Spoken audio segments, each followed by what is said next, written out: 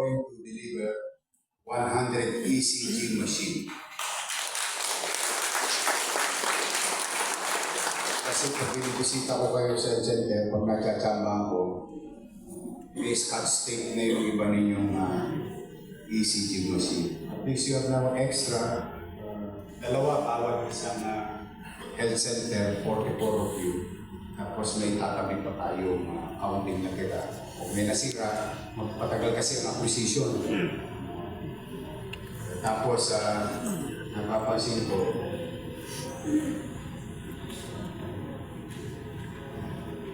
MS-DOS pa yata yung ibang computer natin. Ano ko na, minsan hindi ko lang napansin pero dadama ko. Kaya we are going to deliver 100 laptops, 2 per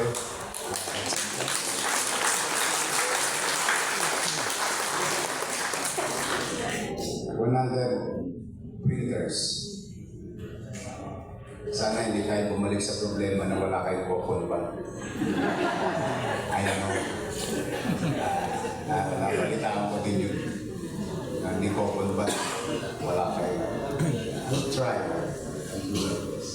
Basta itong mga tools na ito, is magamit man namin yun for efficiency of services. Pasensya na kayo, inabala ko kayo. Gusto ko lang kayong ma-meet. Kasi iba sa inyo na-meet ko na pero 44 yan. Basta steady lang kayo sa Genly, magkikita-kita rin tayo sa finance. Magbubuti ako. So I'm happy to deliver what you have requested, most of you. And empower those who have already matagdagan. Rest assured that the medicines, we are crafting now another form of services, not only for your regular constituency, but also in the community. Ngawa Diyos, we're just trying to coordinate it with PhilHealth, maybe if it is possible and feasible. Ikanulugod niyo to, kasi na-testing na namin ko sa amin. Na-testing na namin itong sistema nito sa Paseco Hospital. Yung Paseco Hospital, kasi niya sa Paseco. Wala pa kayo narinig na pumasok sa hospital na yun, functioning as OPD, not yet as of the entire hospital, kasi parating pa rin mga makina nila. But I'm happy to share to you DBM approval already, the ordinance passed, creation of plantilla. So we are about to implement it. Kaya napansin nyo, nag-post na ba kayo ng hiring? Post na kayo, no? Hiring. Pansin nyo, hiring na doon. For nurses. So ano tayo talaga, tuloy-tuloy na yung progress. But for the meantime, ewan ko kung may napapansin dito. Isa tayong sistema doon, laging sariwang gamot. At pag-uwi, may gamot.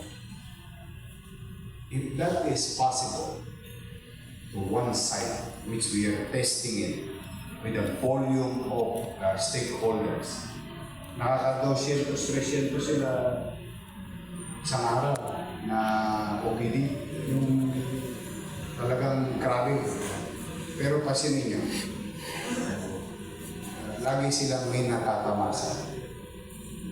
Hindi lang reseta ang nakukuha nila. Mukhang nape-perfect natin yun.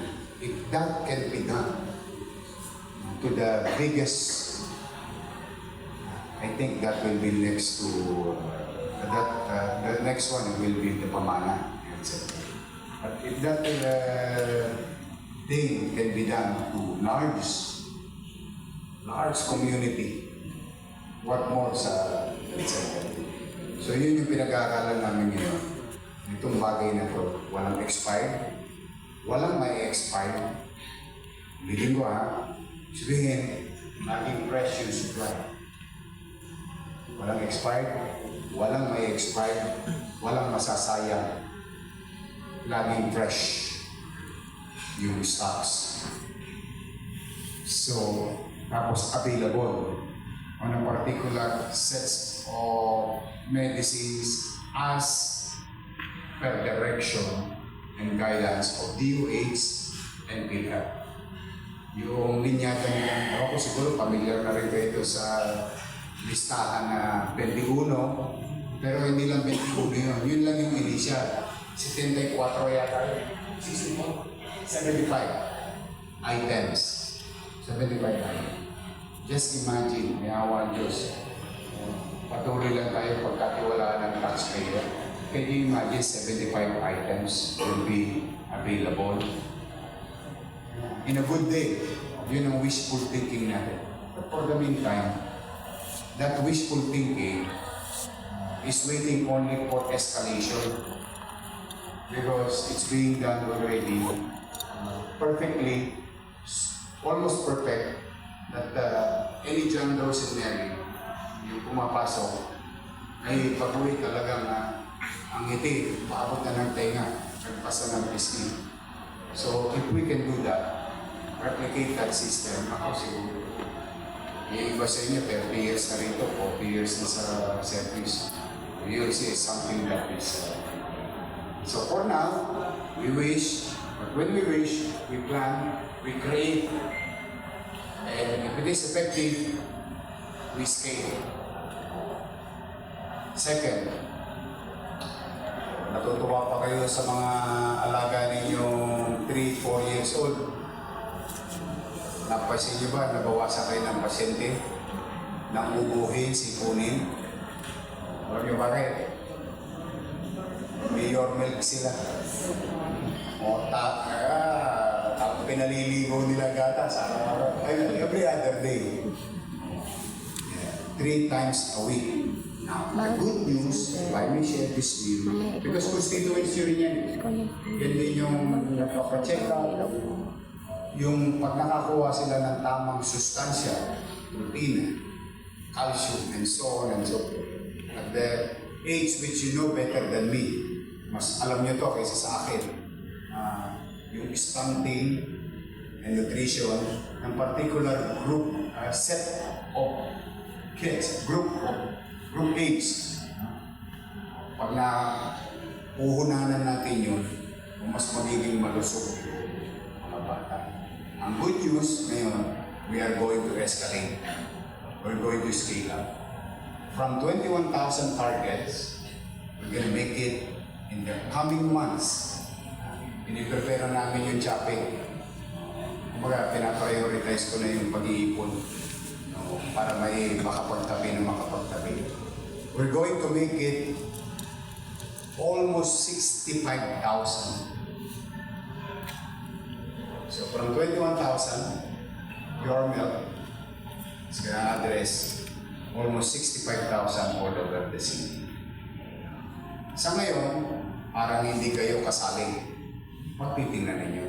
Pero pag malusog ng mga bata, ay laking kaluwagan sa kanya-kanya ng pasyente. So we are now addressing stunting, we are addressing nutrition, then we are aligning ourselves to the national goal ng National Nutrition Council.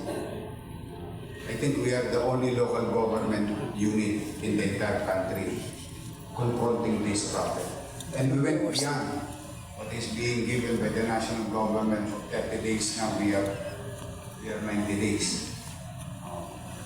Then we are addressing and aligning ourselves to the goal of National Dairy Authority kasi nagkakaroon sila ng challenges. Tapos, ang maswerte mo pa, yung mga magulang, hindi na kailangan gumastos para sa nutrisyon ng anak nila. Particular sa gatas, nakakasave sila, yung nanay at tatay. Pangdulo, yung mga farmer, tuwa-tuwa. Yung gatas nila, hindi naman pwedeng pigilan yung dede ng baka na maggatas.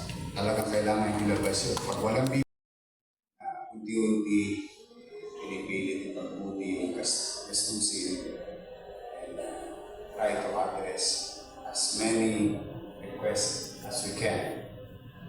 As cash coming in, we spend efficiently, being converted into services. I hope today I can put a smile in your faces. Alam mo na, na-disgrasya niyo na ba yung December? Masaya ba? Masaya pa kayo? Happy naman yung mga atabs nyo. Yung mga BHW nyo, masaya din. Basta, kung manatag kayo, I will do my best.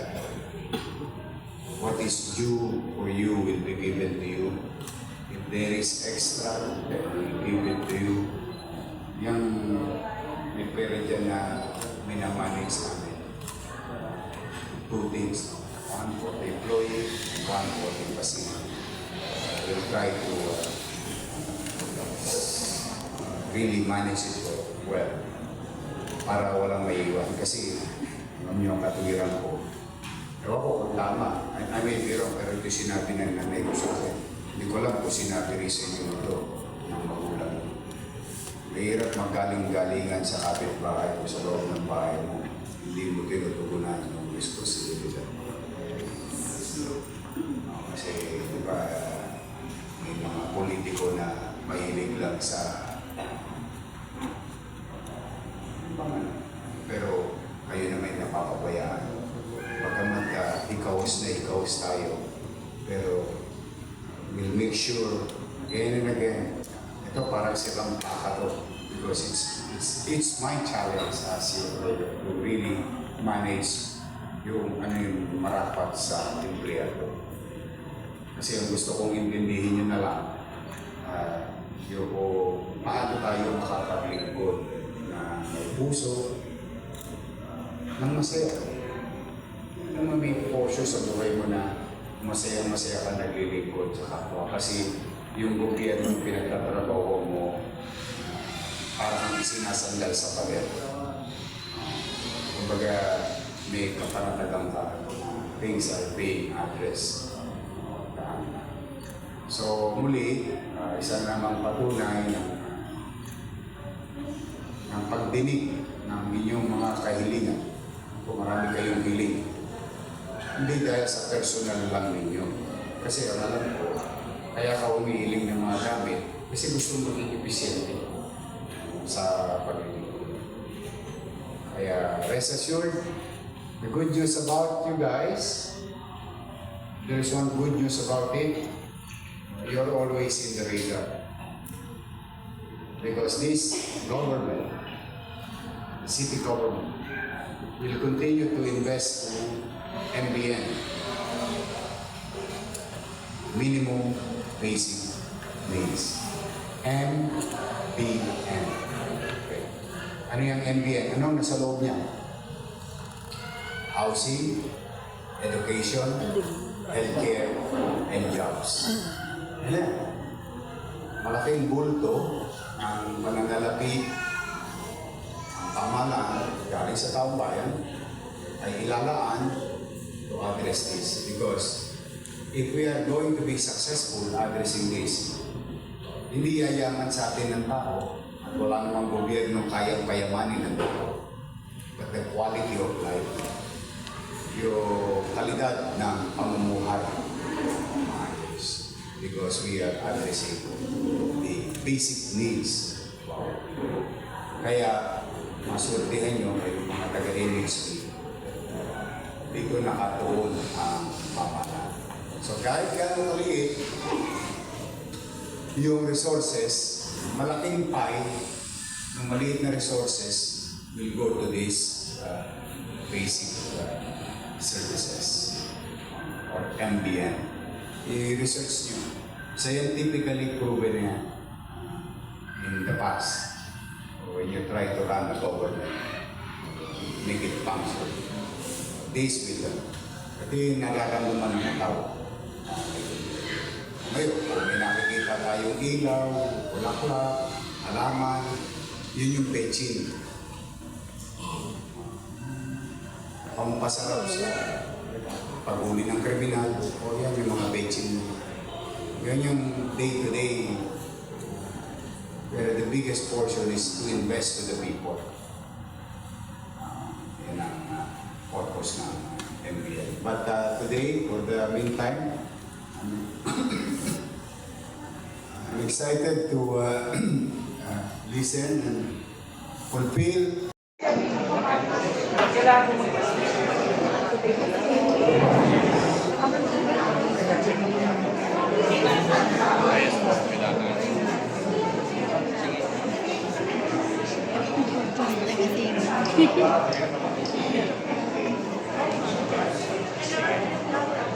Ayaw nyo. Sige nga, away kami nun. Wala ka layaw. Wala lang kayo. Mapagawag kayo. Ay, sorry po. Sorry. Picture taking.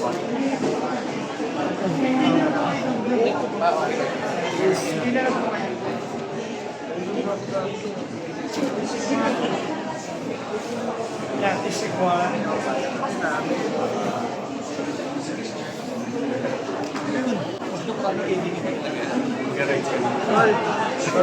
Ay, ito ang sagot. Ito, content. You know, ito ang sagot.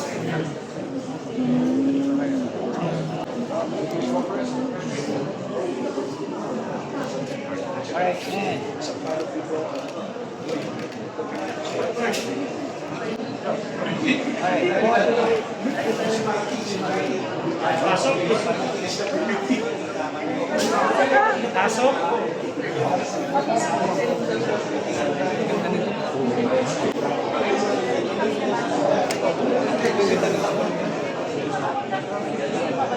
Good morning po.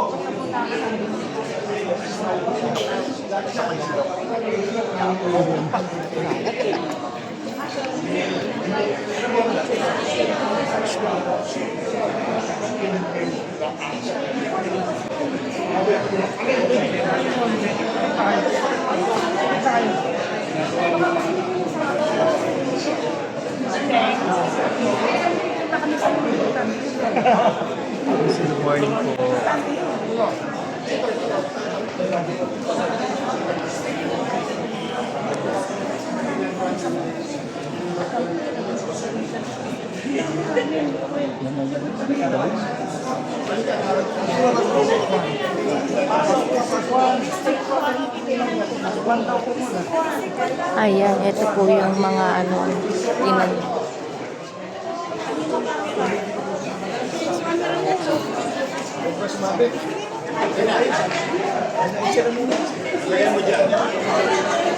Pwede lang.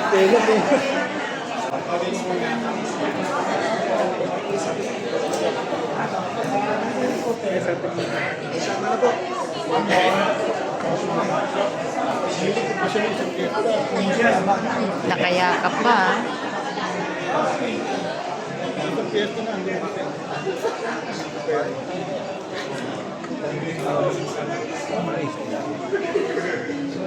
Baka masira.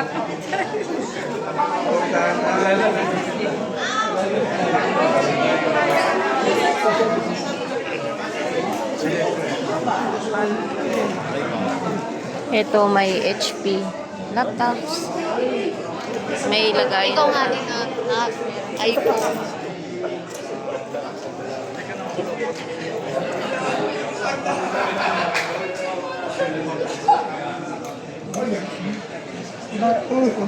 Ganda nito, high-tech na. Kaya nga eh. Sir, si Ma'am Elsie oh.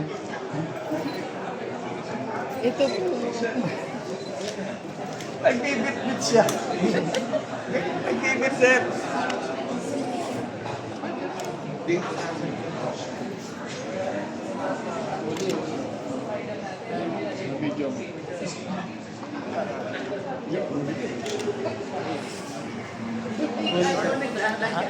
Hahuli ba ako? Uy, viral yan. Isang vlogger nagnakaw ng bag ng laptop. Timbog. Oo, si Colonel John Ido pa nakahuli. Diyos ko. Kawiya naman. Uy, huwag ko naman. Joke lang. Talaga. Ay, boss.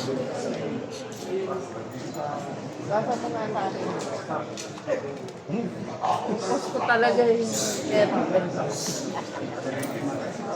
ito po.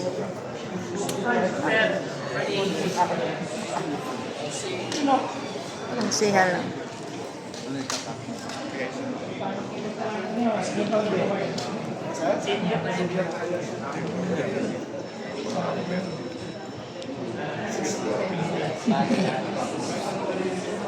Kaka-caption ko doon, thank you, kaya nila sinilid mo sa likod.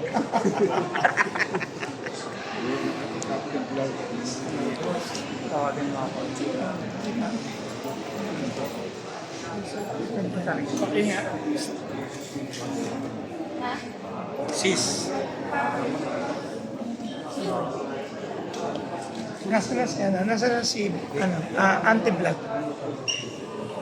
Anti-blood. Ah, si Rochelle Anting. Si anti-blood. Si Rochelle daw. Isa si anti-blood. Si Rochelle Anting. Ay, o yan, nakita na kayo ni boss. Si anti-blood. Hindi ko siya makita. Ay, ayun pala si Rochelle. Ayan, andito si Balongs.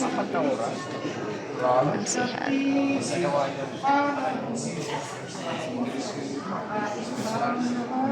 Tayo